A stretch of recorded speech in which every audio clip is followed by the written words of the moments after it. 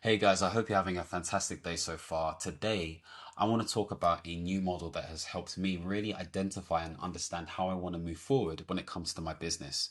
Now, of course, I'm managing a portfolio career right now, and it comprises of multiple different things: freelance contracting, owner of the Mastery Group, which is a coach training provider. There's also the trusteeship and doing lots of odd bits and bobs here and there. But of course, I'm really a coach consultant or consultant coach that focuses on performance. That's essentially what it is. And so, with that in mind, whoever I'm serving, it needs to make sense. Okay. Now, I'm particularly speaking to individuals who are either wanting to become independent consultants, coaches and mentors, personal brands, that sort of vibe. Now, of course, the whole freelance contracting space kind of fits that in a way because I still think it's very relevant. And I feel like the fact that I've been able to open up my personal brand on LinkedIn, YouTube, and all that kind of stuff there has invited this opportunity. Okay. Now, let's be very clear.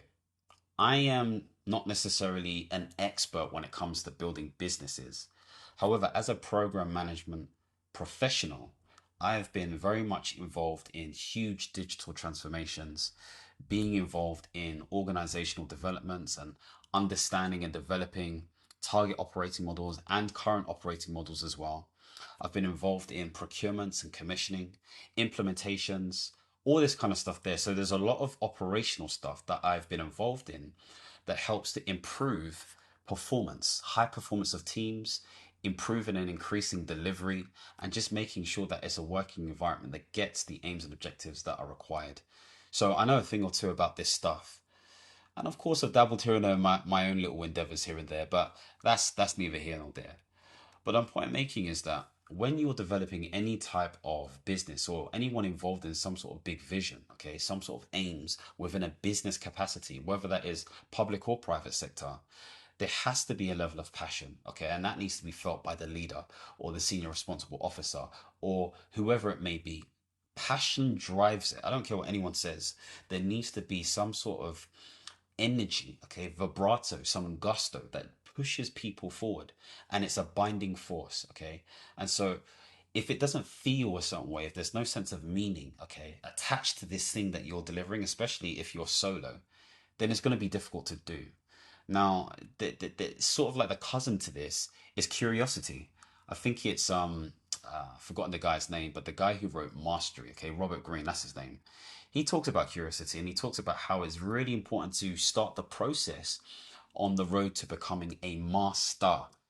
And so, bearing that in mind, having a sense of curiosity allows you to work out slowly but surely and discover and get answers for questions that are bugging you, okay, that are really, but you want the answers to, okay, and so you will do everything you can to ensure that you get those answers so you can take action. The next thing is that you have to have some level of healthy delusion. And I'm talking to myself, by the way. I'm not saying this is it. This may help you, this may not help you. This is helping me at least anyway. Just express it. But a sense of healthy delusion. I just believe that people have been able to create high heights, whether you know them or don't know them, have been slightly delusional because it's not normal.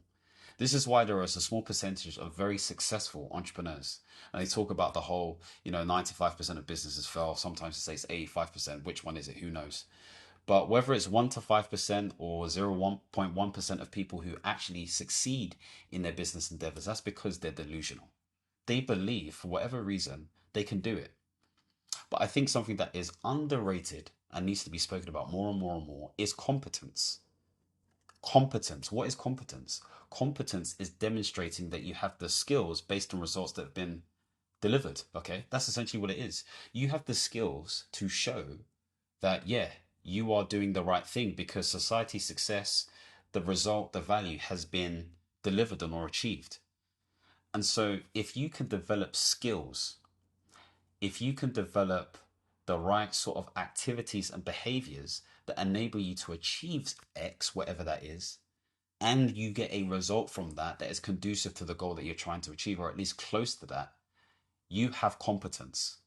So competence really defines confidence. And so if you're not able to really sort of express these skills, then you need to work out what skills are required for you to be successful. Whether you're a freelance contractor, consultant, business owner, it doesn't really matter. it underlines all level of confidence. So these people are saying, I've done this, I've done that, or they're talking about all these passions and stuff. If there's no competence that backs this, it doesn't really mean anything because people want to see evidence in some way, shape, and form. And so, thinking about all of this stuff, and this is why I've kind of tailored it towards independent consultants, coaches, mentors, whatever it may be, personal brands. I started thinking about this idea of product market fit. Okay, so making sure that you have a product that is really aligned to a market where demand makes sense. And so, therefore, you are catering towards an audience or target audience, whatever it may be. For me, being in this space as a coach consultant, is really thinking about, okay, what is my service value fit? Service value fit, SVF, effectively. Now, what is service value fit? Well, again, of course, I've borrowed it from this space of product market fit and all this kind of stuff there, but essentially it is being clear about the service that you provide, okay? Is being clear of your value proposition, and that's quite sort of nuanced and quite deep, and I'll go into. And also how it sits competitively within the market. So the market bit is still pretty much the same, but let's break this down in a bit more detail. Now, the service you provide is really crucial because it depends on whether you are delivering a service that you are able to deliver on. So this is where competence comes into play. Do you have experiences that demonstrate that you can deliver on this stuff? Do you have testimonials or examples from people who basically say, yeah, Michael's great at this. Yeah, John's great at that. Yeah, Kwesi's good at this. Where is the evidence? And if you don't, try to create those opportunities. Okay. So evidence or competence is evidence through, again, number one, real world results. Okay. They may be small at the beginning, that's perfectly fine, but see if you can escalate it to make it bigger and bolder and badder. And some people may say, oh, but imposter syndrome may be a thing. That's true. This is why you may have to start small. This is why you may have to start free. This is why you may have to start in an environment that allows you to learn and iterate and improve. So you're creating those conditions for learning. It's really important. It's a big thing of being a coach in general or a facilitator. So can you deliver on real world results that displays this competence and helps people get desired outcome? The next thing is quality assurance via your delivery background, so to speak. So again, what is the quality of your results? You can get results, but are they of a good quality nature? And how do you measure that metric? Really important to like really understand here. And I think experience shown by the number of results that you've had, plus or times by the quality of the results you have over a length of time, really defines that level of competence, okay? Which all sits under that service banner when it comes to SVF. So ideally, it's something that you can demonstrate either by you delivering it or managing people who can deliver it through a system that you've developed, okay? So, for example, when I'm thinking about program management, I'm doing it through a system, i.e., the methodology of program management, allowing others to deliver against that. So, think about all of this stuff. Don't overthink it, make it simple, but just think about what are the things that have displayed my competence and can I deliver against that when it comes to my service? The second thing is your value proposition. Now, this is a really important one. This is not just about the target audience, okay? I don't think it's just about that. I think when it comes to these types of businesses, okay, or these consultants or contractors, it's about you. This is where the value comes into play. People value you. There have been a lot of people talking about the fact that the personal brand is the thing that will dominate. We've been hearing this for about 10 years now, okay? Maybe 5 years, that's an exaggeration. At least 5 years. Personal brand, personal brand, personal brand. Whether you believe you have one or not, you have one. It's true. It's whether we like it or not, it's true. Okay.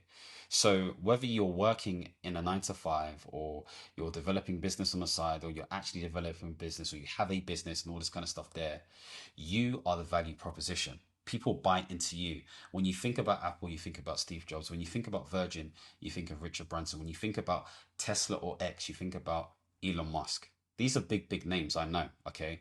But there are also examples that you see in your timeline, on your feed, when you think about certain things. It's just how marketing works. And so you are the value proposition. You need to remember that. You are the value proposition. Now, of course, The first part of the competence should define the real sense of value when it comes to the market, of course. But you have to understand you need to be able to fit that description, fit that mold. And it's about being the sincere version of yourself. We use the word authentic, but I'm going to say sincere. Use the sincere version of yourself and be in a position where you're able to communicate to individuals in a way that you don't feel ashamed. Okay.